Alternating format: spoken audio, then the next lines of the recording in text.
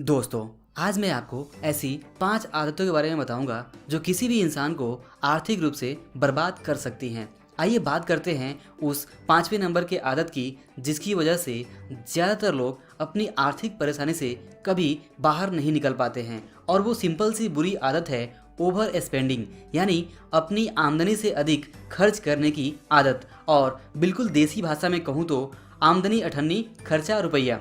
आपको याद होगा, आमदनी अठन्नी और खर्चा रुपया इस नाम से 2001 में गोविंदा, जॉनी लीवर और जूही चावला की एक मूवी आई थी। इस मूवी में भी बहुत अच्छे तरीके से समझाने की कोशिश की गई है कि आमदनी से अधिक खर्च करते रहने पे क्या क्या मुसीबतें झेलनी पड़ती है। आप ध्यान से देखेंगे तो आमदनी और खर्च के बीच 3 तरह के इक्वेशन होते हैं। पहला, आमदनी और खर्च बराबर बराबर।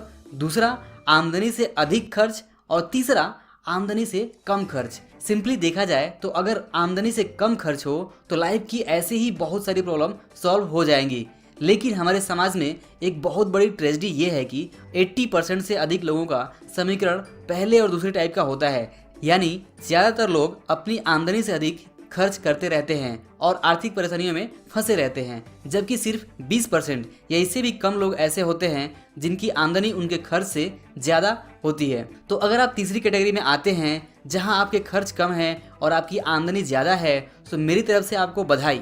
लेकिन अगर आप पहली और दूसरी कैटेगरी में आते हैं जहां आपके आमदनी और खर्च या तो बराबर हैं या फिर आमदनी से अधिक खर्चे हैं, तो दोस्त सावधान हो जाइए, आपकी यह आदत आपको आर्थिक रूप से बर्बाद कर सकती है। तो दोस्तों, ये तो हो गई प्रॉब्लम की बात कि अगर आपके खर्च आपकी आमदनी से अधिक हैं तो इस वजह से आप बहुत सारे आर्थिक प्रॉब्लम में फंसे रहेंगे। लेकिन अगर बात करें कि इस प्रॉब्लम का सॉल्यूशन क्या है, तो दोस्तों सॉल्यूशन बड़ा सिंपल सा है। आपके पास 2 चॉइस है। पहला ये कि या तो आप अपनी आमदनी को इतना बढ़ा लो कि आपकी आमदनी बहुत ज़्यादा हो जाए और आपके खर्चे कम हो जाएं, या फिर दूसरी चॉइस ये है कि आप अपने खर्चों को इतना कम कर लो कि आपकी आमदनी बहुत अधिक लगने लगे। मुझे पता है कि ज़्यादातर लोगों के लिए पहली चॉइस काफ़ी टेढ़ी खीर है, क्योंकि अपनी आमदनी को रातों रात बढ़ाना इतना आसान तो नहीं है। लेकिन इस बात से भी इनकार नहीं किया जा सकता है कि अगर आप सही कोशिश करते हैं, अपने स्किल्स के ऊपर काम करते हैं, तो जल्दी आप अपनी आमदनी को बढ़ा सकते हैं। तो अगर आप रातों रात अपनी आमदनी को नहीं बढ़ा सकते तो इतना तो ज़रूर कर सकते हैं कि आप अपने गैर ज़रूरी खर्चों को तुरंत कम कर दें। अब चॉइस आपके हाथ में है, लेकिन मेरी राय में माने तो चाहे आप कुछ भी करें, लेकिन अपने खर्च को अपने आमदनी से हमेशा कम रखें और अपने खर्चों को अपने आमदनी से कम करके वास्तव में आप अपनी लाइफ की, सच कहूँ तो आप बहुत सारी मुसीबतों में फंसने से बच सकते हैं। आइए अब बात करते हैं उस चौथे नंबर की आदत की जो आपको आर्थिक रूप से बर्बाद कर सकती है, और वो है हाई इंटरेस्ट डेट्स, जिसे हिंदी में कहें तो महंगे ब्याज दरों पर लिया जाने वाला कर्ज यानी उधारी।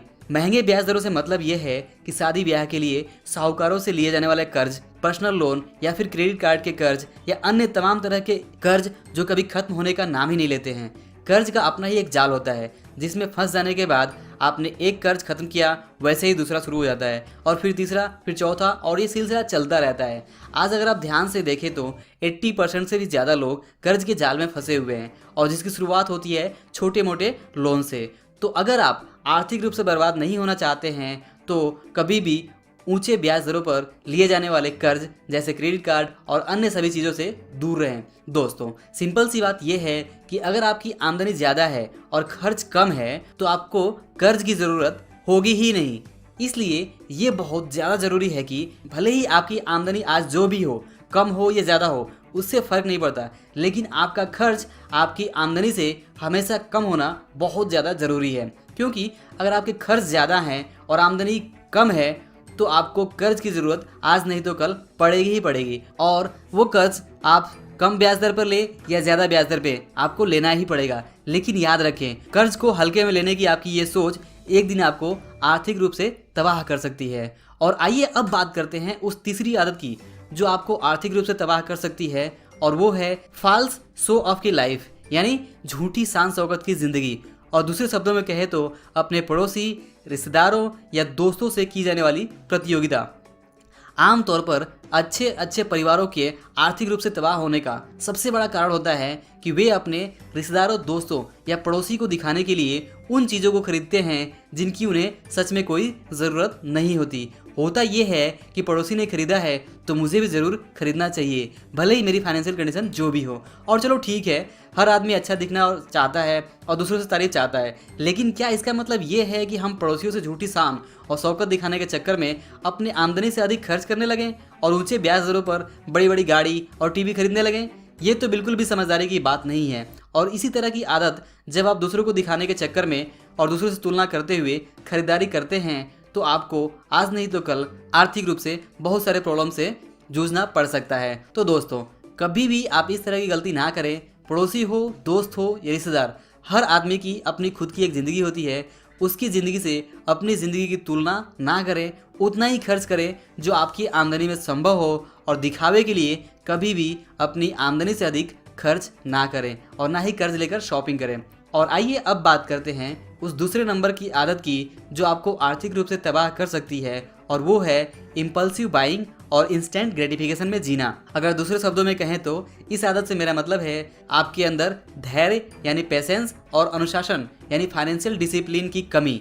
और इस आदत की वजह से होता ये है कि अगर आप अपनी मेहनत से और अपने ऊपर काफ़ी कंट्रोल करके कुछ महीने तक की सेविंग कर भी लेते हैं और अगर मार्केट में एक नया फ़ोन लॉन्च हो जाता है तो आपसे रहा नहीं जाता और आप वो नए मॉडल का फ़ोन खरीद लेते हैं, जबकि आपका पुराना फ़ोन लिए हुए बहुत ज़्यादा दिन नहीं हुआ और उस फ़ोन से आपको कोई खास दिक्कत भी नहीं है। और इसी तरह आप टीवी पर, अखबार में, इंटरनेट पर, अमेज़न, फ्लिपकार्ट और हर जगह पे देखते हैं कि बहुत बड़ा सेल लगा हुआ है और बहुत सारे डिस्काउंट के ऑफर चल रहे हैं। तो इस तरह के ऐड देखकर आप अपने आप के ऊपर कंट्रोल खो बैठते हैं और बिना सोचे समझे बहुत सारी शॉपिंग कर लेते हैं। और फिर जब पता चलता है कि आप अपनी आमदनी से अधिक खर्च कर चुके हैं और जो बचत के पैसे थे वो भी खर्च हो चुका है, तो आप सिवाय अफसोस के कुछ भी नहीं कर सकते। दोस्तों, ध्यान रखिए कि आज इतने भयंकर तरीके से आपके सामने नए नए सामान को बेचने की मार्केटिंग की जाती है कि अच्छे अच्छे लोग भी बच नहीं पाते हैं। और ऐसे में अगर आपके अंदर अनुशासन की कमी है और धैर्य की कमी है तो आप जल्द ही अपने सारे पैसे